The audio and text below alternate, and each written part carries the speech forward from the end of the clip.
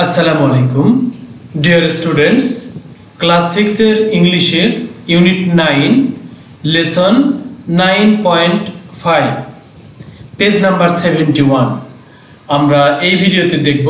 এখানে বলেছে activity for polite request. Activity মানে কাজ, আমরা জানি কাজ, সেটা আমরা গ্রুপে করতে পারি বা দুইজনে মিলে পেয়ারে করতে পারি অথবা ইন্ডিভিজুয়ালি একা একাও করতে পারি। এখানে বলেছে সেই activity for polite request. Polite মানে নম্র ভদ্র, আর রিকোয়েস্ট মানে অনুরোধ। আমরা যদি অনুরোধ নম্রতার সাথে না করি, ভদ্রতার সাথে না করি, তাহলে কিন্তু সেই অনুরোধ সে রাখবে না। মনে করো আমি কারো কাছ থেকে একটা কলম চাইবো, আমার কাছে কলম নাই, তাহলে আমাকে ভদ্রভাবেই বলতে হবে। আমি যদি বলি একটা কলম দে, এই একটা কলম দে, তাহলে কিন্তু সে তার রিকোয়েস্টটা মানে আমার রিকোয়েস্টটা সে নাও রাখতে পারে, কারণ আমার ভাষা তার কাছে ভালো লাগবে না। এই জন্য পোলাইট রিকোয়েস্ট করতে হবে, মানে নম্রভাবে ভদ্রভাবে নিচু স্বরে ভদ্র ভাষায় রিকোয়েস্ট করতে হবে। আর এইটা আমরা কিভাবে করব সেটা আমরা এখানে শিখব। এখানে বলেছে সাপোজ, মনে করো, ধরে নাও দ্যাট যে ইউ হ্যাভ গান, তুমি গিয়েছো। কোথায় গিয়েছো? অন আ ট্রিপ, একটা ট্রিপে গিয়েছো, একটা ভ্রমণে গিয়েছো। টু কক্সেস বাজার, কক্সেস বাজারে তুমি একটা ভ্রমণে গিয়েছো। ইউ নিড, তোমার দরকার, তোমার প্রয়োজন। কি প্রয়োজন? টু নো, জানা প্রয়োজন। কি জানা প্রয়োজন? সামথিং, সামথিং জানা প্রয়োজন, কোনো কিছু জানা প্রয়োজন। কি বিষয়ে? অ্যাবাউট দিস নিউ প্লেস, এই নতুন জায়গা সম্পর্কে জানা প্রয়োজন। এখন এখানে বলেছে ইউ ওয়ান্ট, তুমি চাও, টু আস্ক, চাইতে, দ্য ফলোয়িং কোশ্চেনস, নিচের প্রশ্নগুলোর। এখানে আস্ক মানে চাওয়া, মানে জানতে চাওয়া, মানে প্রশ্ন করা। তুমি প্রশ্ন করতে চাও। দ্য ফলোয়িং কোশ্চেনস, নিচের প্রশ্নগুলো, নিচে যেগুলো প্রশ্ন দেওয়া আছে এইসব প্রশ্নগুলো তুমি করতে চাও। রিটেন বিলো, যেসব প্রশ্ন নিচে, বিলো মানে নিচে, রিটেন মানে লেখা আছে, তাহলে নিচে যেগুলো লিখিত কোশ্চেন এগুলোর মানে এগুলোর প্রশ্ন তুমি করতে চাও। নাও, এখন, রিরাইট, রি মানে এগেইন বা পুনরায় বা আবার, তাহলে রি রাইট মানে মানে আমরা জানি যে লেখা, তাহলে রি রাইট মানে এগেইন রাইট, পুনরায় লেখা, আবার লেখা, মানে পুনরায় তুমি লেখো। দিস কোশ্চেনস মানে এখানে তো একবার লেখাই আছে, তুমি আবার এই কোশ্চেনটাকে লেখো। মানে দেখো এখানে 1 নাম্বার লেখাই আছে, এখানে আবার আমরা 1 নাম্বার লিখবো অন্যভাবে, সেটা বলেছে রিরাইট।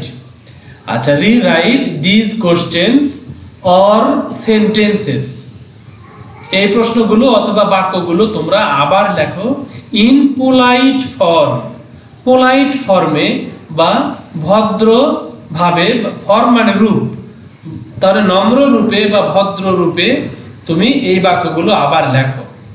তাহলে আমরা যদি এখানে কোশ্চেন নাম্বার 1 বা বাক্য বা সেন্টেন্স নাম্বার 1 যদি দেখি, এখানে বলেছে হোয়াট টাইম ইজ ইট, এখন সময় কত। কাউকে এই প্রশ্ন এইভাবে বলাটা ভদ্রতা নয়, কাউকে সরাসরি জিজ্ঞেস করা মানে সেটা ভদ্রতা নয়। তোমার নাম কি, এটা ভদ্রতা নয়। এই ছেলে তোমার নাম কি, ভদ্রতা নয়। এই ছেলে তোমার, এই মেয়ে তোমার নাম কি, এটাও ভদ্রতা নয়। তাহলে ভদ্রতা কি? ভদ্রতা এটাই যে আমি তাকে আমি নম্রভাবে মানে জিজ্ঞেস করব, আমি কি তোমার নাম জানতে পারি? আমি কি এখন সময় কত সেটা কি জানতে পারি? এইভাবে। তাহলে হোয়াট টাইম ইজ ইট, এই সময় কত, এরকম নয়। তাহলে আমরা নম্রভাবে বলার জন্য এখানে 3 ভাবে করা যায়, তোমার ইচ্ছা যে কোনোটা তুমি ফলো করতে পারো।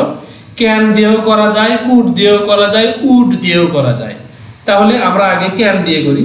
তাহলে দেখো এখানে ক্যান দিয়ে আমরা শুধুমাত্র এই শূন্যস্থানে ক্যান লিখে দিব, তাহলেই কাজ শেষ। দেখো, ক্যান ইউ টেল মি তুমি কি আমাকে বলতে পারো হোয়াট টাইম ইট ইজ, এখন সময় কত?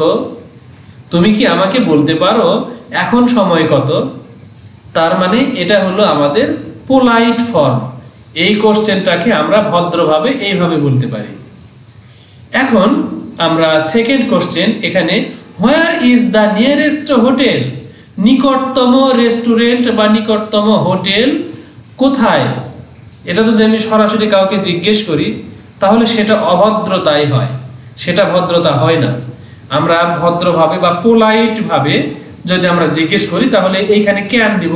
ক্যান ইউ টেল মি, আপনি কি আমাকে বলতে পারেন হোয়ার দ্য নিয়ারেস্ট হোটেল ইজ, কোথায় এই নিকটতম হোটেল?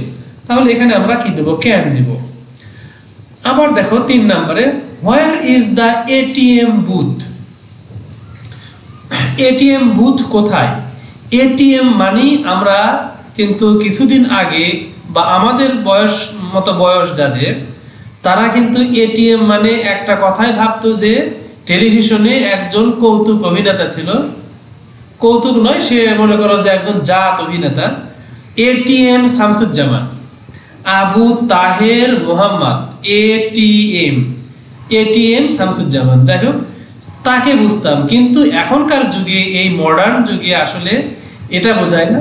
আসলে এটিএম দ্বারা বোঝায় টাকা গোনার মেশিন, অটোমেটেড টেলার মেশিন। ওখানে কোনো মানুষ নাই, অটোমেটিক্যালি গুনে দিবে, মেশিন দিয়েই গুনে দিবে। তাহলে অটোমেটেড টেলার মানে গোনা, মেশিন মানে একটা যন্ত্র। তাহলে যে যন্ত্রর মধ্যে তুমি তোমার কার্ড ঢোকালে তোমাকে টাকা অটোমেটিক বের করে দিবে গুনে, সেটাই হলো এটিএম। তোমরা যারা এটিএম এ বুথে গিয়েছো তারা দেখেছো, অথবা তোমরা যারা খেয়াল করবে যে বিভিন্ন জায়গায় কিন্তু এটিএম বুথ আছে। ইসলামী ব্যাংক এটিএম বুথ, সোনালী ব্যাংক এটিএম বুথ, এইরকম অগ্রণী ব্যাংক এটিএম বুথ, এরকম বিভিন্ন ব্যাংকের এটিএম বুথ আছে। এই বুথ কোথায় সেটা আমরা সরাসরি জিজ্ঞেস করলে সেটা ভদ্রতা হয় না। তাহলে এখানে আমরা ক্যান ইউ টেল দিয়ে বলতে পারি, can you tell me where the ATM booth is, তাহলে কোথায় এটিএম বুথ? তোমরা খেয়াল করে দেখো, হোয়ার ইজ এখানে কিন্তু এই ইজটা আগে মানে হোয়ার এর পরে আছে, আর দা এটিএম বুথের আগে আছে। তাহলে এখানে কিন্তু সেটা পরে গেল, দা এটিএম বুথের পরে গেল। কেন এটা হলো? কারণ প্রশ্ন করতে অক্সিলিয়ারি ভার্ব কিন্তু আগে আনতে হয়। আচ্ছা, তাহলে এখানে আমরা ক্যান বসিয়ে এইভাবে করতে পারি, অথবা এখানে ক্যানের জায়গায় আমরা কি দিতে পারি? কুড দিতে পারি। ক্যান না দিয়ে কুড দিতে পারি, এইখানে ক্যান না দিয়ে কুড দিতে পারি, এইখানে ক্যান না দিয়ে কুড দিতে পারি। মানে could you tell me what time is it বা হোয়াট টাইম ইট ইজ, তারপরে could you tell me where the nearest hotel is, could you tell me where the ATM booth is, এভাবেও করতে পারি। আবার আরেকটা সিস্টেম আছে, সেটা হলো উড দিয়ে। এই ক্যান কুড এগুলো দিতে হবে না, শুধুমাত্র উড দিয়ে আমরা বলবো would you tell me what time it is. আবার এখানে দেব would you tell me where the nearest hotel is, অথবা এভাবে বলবো যে এখানে would you tell me where the ATM booth is, এভাবে করতে পারি। আবার দেখো পরের কয়টা কোশ্চেন, এই দুটা 4 আর 5, এটাও আমরা ওই 3 ভাবেই করব। Give me a change, give me আমাকে দাও, আ চেঞ্জ একটা চেঞ্জ দাও, একটা পরিবর্তন দাও, ফর আ 100 টাকা নোট। আ মানে একটি, 100 মানে 100, 100 টাকা নোট। আমাকে 100 টাকা নোট চেঞ্জ দাও, তার মানে আমাকে 100 টাকা ভাঙতি দাও, খুচরা দাও। তাহলে এখানে চেঞ্জ মানে পরিবর্তন, যেমন তার চেয়ে ভালো অর্থ হয় চেঞ্জ মানে এখানে খুচরা বা রিটেইল দাও বা ভাঙতি দাও। তাহলে আমাকে 100 টাকার খুচরা দাও অথবা আমাকে 100 টাকার ভাঙতি দাও। সরাসরি এইভাবে বলাটা হলো একটা অর্ডারের মতো শোনায়, একটা হুকুমের মতো শোনায়। তাহলে তোমার হুকুমের চাকর তো কেউ নয়। তাহলে এভাবে আমরা সরাসরি কাউকে হুকুম করব না, আমরা জাস্ট এই প্রয়োজনটাকে আমরা ভদ্র বা পোলাইট রিকোয়েস্টের মাধ্যমে বলতে পারি ক্যান, কুড অথবা উড দ্বারা। তাহলে আমরা বলতে পারি ক্যান আই হ্যাভ, আমি কি পেতে পারি, আ চেঞ্জ, একটা খুচরা বা একটা ভাঙতি বা রিটেইল, চেঞ্জের জায়গায় রিটেইলও দেওয়া যায়, আ রিটেইল ফর আ 100 টাকা নোট, 100 টাকার খুচরা কি আমি পেতে পারি, 100 টাকার ভাঙতি কি আমি পেতে পারি। তারপরে এখানে আমরা উড, কুড, ক্যানের জায়গায় কুডও দিতে পারি, আবার উডও দিতে পারি। যাই হোক, আমরা এখন ক্যান দিয়েই করি। পরেরটা দেখো, এখানে আমরা আগে প্রশ্নটা প্রথমে বুঝে নেই। What would be the best route, what would be the best route মানে হোয়াট কি, উড বি হবে, দ্য বেস্ট রুট মানে বেস্ট মানে সর্বোত্তম, সবচেয়ে ভালো, রুট মানে রোড বা পথ বা ওয়ে বা রাস্তা বা সড়ক। তাহলে সবচেয়ে ভালো রুট বা সবচেয়ে ভালো পথ, সবচেয়ে ভালো রাস্তা কি হবে, কোনটি হবে, টু দ্য বিচ। তার মানে একজন মনে করো কক্সবাজার টাউনে গেছে, সেখান থেকে সে সমুদ্র সৈকতে যাবে, বিচে যাবে। তাহলে সেখানে যাওয়ার মতো অনেকগুলো রাস্তায় আছে, তার মধ্যে কোনটা বেস্ট সেটা বলেছে এখানে। তাহলে এইভাবে সরাসরি হুকুম করা কিন্তু আসলে ঠিক নয়, যে আমরা এখন এখানে ক্যান, কুড অথবা উড দিয়ে পোলাইট রিকোয়েস্ট তৈরি করব। তাহলে আমরা এখানে ক্যান দিতে পারি, আবার কুডও দিতে পারি, আবার উডও দিতে পারি। প্রথমে ক্যান দিয়েই করি। ক্যান ইউ টেল মি, তুমি কি আমাকে বলতে পারো, হোয়াট দ্য বেস্ট রুট, সর্বোত্তম বা সবচেয়ে ভালো রুট কোনটি, পথ কোনটি, to the beach, would be. তাহলে এই উড বিটা কিন্তু আগে ছিল, এটা পরে গেল কেন, এখানে কিন্তু এই ডাবল, কিন্তু এখানে আমরা একটা সেন্টেন্সের মধ্যে ডাবল কি করতে পারি না, কোশ্চেন করতে পারি না। এই কারণে এখানে দেখো একবার সাধ্যকের ভাব আগে এসেছে, এই যে ইউ এর আগেই ক্যান চলে এসেছে, আবার এই উড বিটা আবার আগে থাকবে না, এটা পরে যাবে। এই হলো বিষয়।